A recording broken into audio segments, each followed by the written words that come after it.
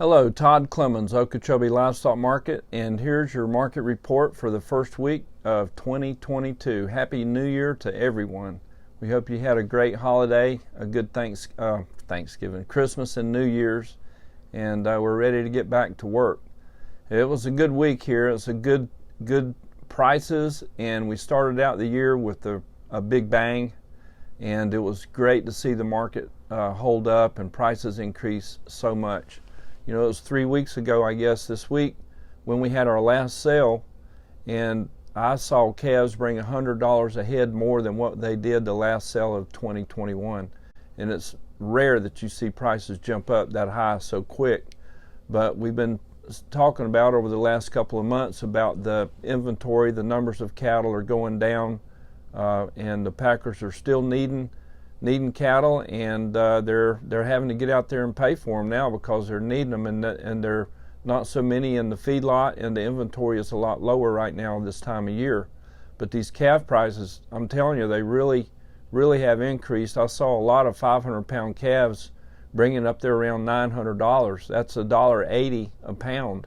And 6-weight calves, I saw a few of them bumping $1.50 to $1.60 on the front end calves, and even the plainer cattle were higher. The bottom end was up, and the better quality high end cattle were up too.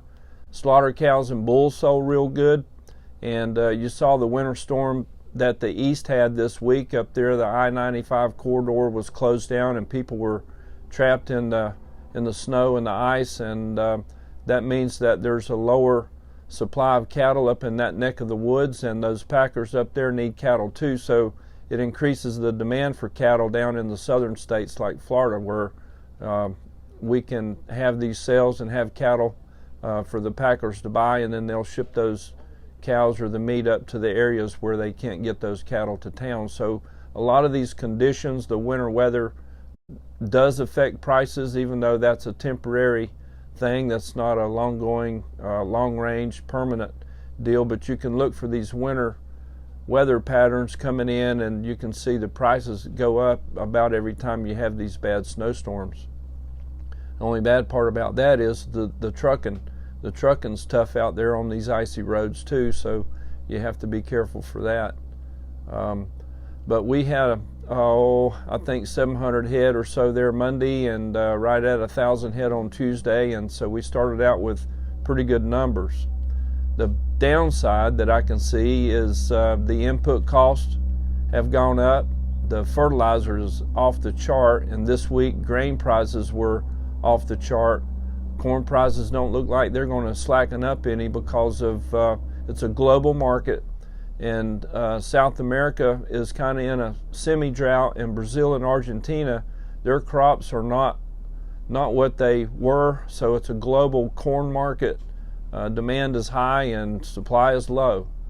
And what's concerning me too are these fertilizer prices. I'm hearing fertilizer's $800 a ton. Now nobody in the cattle business can afford fertilizer at $800 a ton. It's just insane. So what about the farmers up in the corn belt? When they plant their corn, they all use that top high-end fertilizer, and at $800 a ton, how much fertilizer can you use and still be profitable? So when these input costs go up, you're going to slacken and not do things that you normally do because you can't afford to, and that's going to affect the yield. It's going to affect the corn yields, and if we don't fertilize our grass here in Florida, it's going to cut down on the nutrients that our cows are getting, and could affect the weaning weights of our calves when we go to sell them. So that's, you know, the downside is the input costs are so high. These calf prices need to be as high as they are, or even higher, to maintain just kind of where we are. On the national level, though, the plans that we've talked about to help competition in the market is coming to light. The Biden administration is endorsing a compromised bill of the Deb Fisher Cattle Transparency Act and Chuck Grassley's 5014 rule. They've kind of combined those into one package to help competition in the cattle markets. And there was a long list of bullet points that was brought out.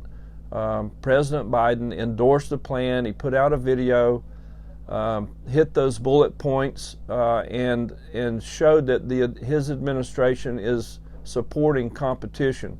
And that's all we've been wanting, is for the packers to have to compete for these cattle. There's been some money funded in the budget that they just passed, $1 billion that's going toward infrastructure in the cow packing plants and the cattle markets to expand competition, so that the big four packers are going to have more people out there processing meat besides them. So that'll take some percentage away from the big four and kind of divvy it up a little bit. Hopefully that'll increase competition there, along with the fact that now hopefully they're going to have to start competitively buying cattle on a negotiated price instead of just on a formula or on a grid. So those things are working in. There's a lot of support for them.